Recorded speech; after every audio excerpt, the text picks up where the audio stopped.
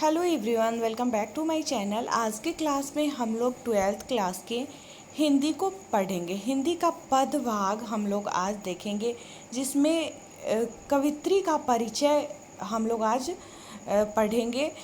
इससे क्या होगा कि कवित्री का पूरा परिचय अगर आप ध्यान से पढ़ लेते हैं तो ऑब्जेक्टिव क्वेश्चन जो है आपका सारा आसानी से बन जाएगा। इससे पहले भी मैं चैप्टर 1 का बातचीत चैप्टर के जो लेखक हैं उनका जीवन परिचय शेयर की थी, और ये कवित्री हैं सुभद्रा कुमारी चौहान। इनका पुत्र वियोग कविता है आपके बुक में, तो जो बहुत इंटरेस्टिंग कविता है, और मेरा कविता में मेरा फेवरेट कविता है पुत्र वियोग। तो इसमें हम लोग देखते हैं सुभद्रा कुमारी चौहान का जीवन परिचय। पूरा ध्यान से वीडियो को देखिएगा। ऑब्जेक्टिव क्वेश्चन के लिए बहुत ज़्यादा इम्पोर्टेंट होता है ये सब पढ़ना, क्योंकि मार्क्स तो ओवरऑल सारा सब्जेक्ट मिला के ही परसेंटेज जो हमारा आता है सो आता है, इसलिए सारा सब्जेक्ट उतना ही महत्वपूर्ण है। तो सुभद्रा कुमारी चौहान का जन्म जो हुआ था 16 अगस्त 1904 में हुआ था, 16 अगस्त 1904 में, और इनका निधन 15 फरवरी 1948 को बसंत पंचमी के दिन नागपुर के जबलपुर वापसी में कार दुर्घटना में हुआ था। बहुत कम उम्र था इनका।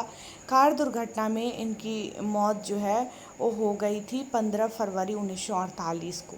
ठीक है, नागपुर से जबलपुर की यात्रा के दौरान ये नागपुर से जबलपुर वापस आ रही थी और रास्ते में इनका कार दुर्घटना हो गया, जिसकी वजह से इनकी मृत्यु हो गई। इनका जन्म स्थान निहालपुर, इलाहाबाद, उत्तर प्रदेश है।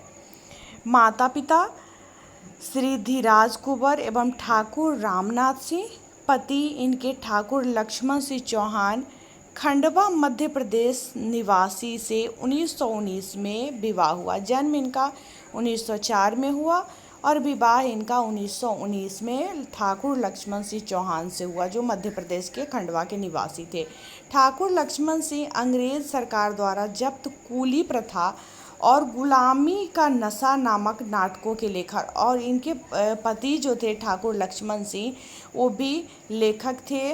कूली प्रथा और गुलामी का नशा नामक नाटक जो था उनके लेखक, और साथ ही प्रसिद्ध पत्रकार, स्वतंत्रता सेनानी और कांग्रेस के नेता थे।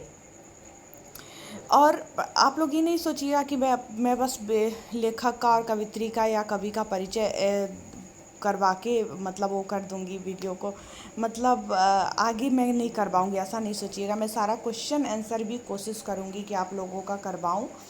तो वीडियो में अंत तक बने रहिए, अच्छा लगेगा पढ़ के। जो कवित्री परिचय है पढ़ के बहुत अच्छा लगेगा आप सभी को। शिक्षा इनका क्राफ्टवेथ गर्ल्स स्कूल इलाहाबाद में प्रारंभिक शिक्षा। इसी स्कूल में प्रसिद्ध कवित्री महादेवी वर्मा सुभद्रा कुमारी चौहान के साथ थी, और एक और प्रसिद्ध कवित्री है महादेवी वर्मा। महादेवी वर्मा और सुभद्रा कुमारी चौहान, इन लोगों को कौन नहीं जानता, सभी लोग जानते हैं, बहुत प्रसिद्ध कवित्री ये लोग हैं। तो दोनों साथ में थी, और पुनः थियोसोफिकल स्कूल वाराणसी में वर्ग 9 तक की पढ़ाई के बाद शिक्षा अधूरी छोड़कर असहयोग आंदोलन में कूद पड़ी। इनका कर्म क्षेत्र समाज सेवा, राजनीति, स्वाधीनता संघर्ष में सक्रिय भागीदारी, अनेक बार कारावास, मध्य प्रदेश में कांग्रेस पार्टी की एमएलए। ठीक है, और इनकी विशिष्ट अभिरुचि जो थी वो छात्र जीवन में ही काव्य रचना की प्रवृत्ति आगे चलकर प्रमुख कवित्री एवं साहित्यकार के रूप में प्रतिष्ठा। ठीक है, कृतियाँ इनकी और क्या क्या है। कृतियाँ में एक मुकुल है, कविता संग्रह 1930 में, त्रिधारा कविता चयन, बिखरे मोती कहानी संग्रह, सभा के खेल कहानी संग्रह। ठीक है, ये सारी इनकी कृतियाँ हैं। पुरस्कार इनको क्या क्या मिला हुआ है। मुकुल पर 1930 में हिंदी साहित्य सम्मेलन का से कसरिया पुरस्कार, और सुभद्रा कुमारी चौहान हिंदी के छायावादी काव्य धारा के समानांतर स्वतंत्र रूप से काव्य रचना करने वाली राष्ट्रीय भावधारा की प्रमुख और विशिष्ट कवित्री थी। इस तरह का क्वेश्चन जो है वो बहुत ज़्यादा ऑब्जेक्टिव में आते रहता है कि जैसे सुभद्रा कुमारी चौहान जो है ये छायावादी काव्यधारा की वो थी। ठीक है, तो इस तरह का क्वेश्चन जो है आपको बहुत ज़्यादा देखने को मिलेगा ऑब्जेक्टिव में।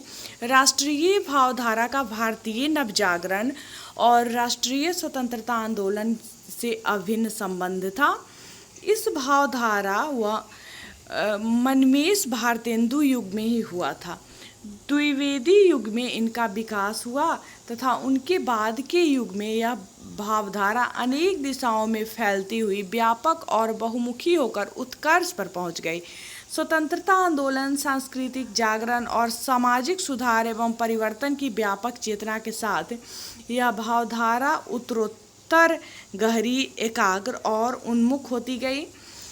इनके राजनीति, सामाजिक और सांस्कृतिक आशय निखरते और स्पष्ट होते गए। उनमें एक दृढ़ता, जनतांत्रिक विचारधारा और उत्सर्ग भावना जो है बढ़ती चली गई। केवल भावुकता की उच्छल अभिव्यक्ति से आगे बढ़कर तथा स्वप्न संकल्पों से कहीं अधिक इस भावधारा में सामाजिक, राजनीतिक यथार्थ की प्रेरणा और आग्रह जो है वो बढ़ते चले गए। राष्ट्रीय भावधारा के इस यथार्थोन्मुख रूप से सुभद्रा कुमारी चौहान की कविता घनिष्ठ संबंध है। उनकी कविता में केंद्रीय और प्रमुख प्रेरणा यथार्थनिष्ठ राष्ट्रीय भावधारा ही है।